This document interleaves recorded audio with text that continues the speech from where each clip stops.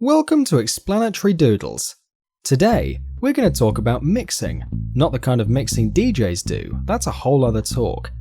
This mixing refers to how a song's elements are treated to sit together and feel like a track, rather than different instruments playing at the same time. This is not as obvious as other creative processes, but once you get the feel for it, you'll find it hard to ignore poorly mixed tracks the same way a designer can't ignore poorly treated typography, or a movie reviewer can't ignore plot holes in a movie. We start with the most easy to understand concept: balance. Returning to our DJ comparison, have you ever seen a DJ moving these and the sound going louder or quieter? These are volume faders used to balance a track. Back to the studio, this is a studio mixer. Here, all the elements of a track are connected to a different channel and can be controlled individually. Just like a DJ, you can pull the volume up or down, but in this case, you'll only affect an instrument instead of two tracks. The idea here is to achieve a comfortable level for every element. A good balance will depend on the style of track you're doing and the elements on it. There are some considerations though. Avoid listening too loud, as it can cause your studio monitors to give inaccurate responses. Also avoid the opposite extreme, listening too quietly. Take breaks to rest your ears. Besides volume, you'll also need to work your stereo image. For this, the most basic tool we have are the pan pots on every mixer channel. With these, you can set a specific instrument to be more to the left or to the right, or dead center.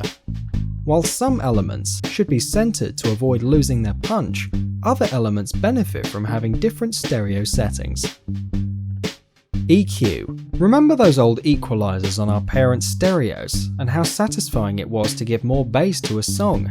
You were already equalizing tracks without realizing it. In the mixing process, the most used type of EQ is the digital parametric equalizer, where you get a graphical representation of where in the frequency spectrum your element is. This is oversimplifying, but bear with me.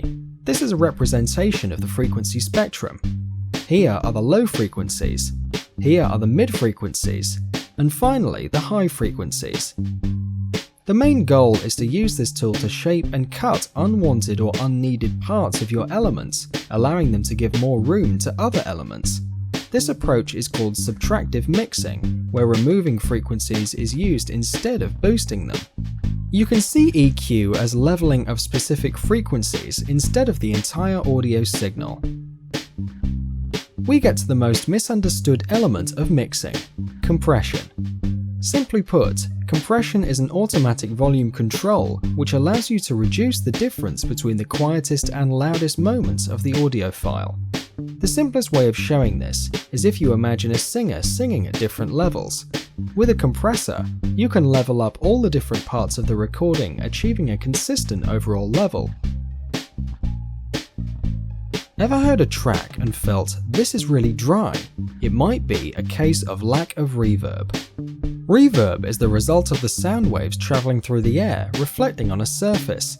This reflection will reach your ears with the original sound and give a sense of space.